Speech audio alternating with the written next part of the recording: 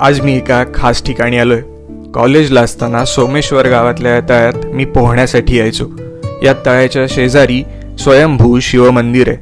हे मंदिर 500 वर्षांपूर्वीच आहे. साधारण 90% लाकूड वापरून याचं बांधकाम केलं गेलंय.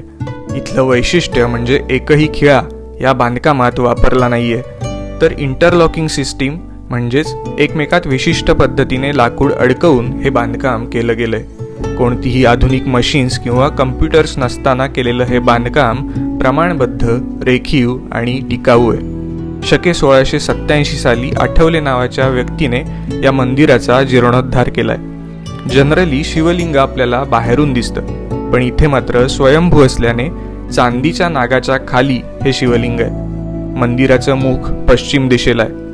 रत्नागिरी शहरापासून जवळच असलेल्या या स्वयंभू सोमेश्वरला तुम्ही सुद्धा नक्की भेट द्या.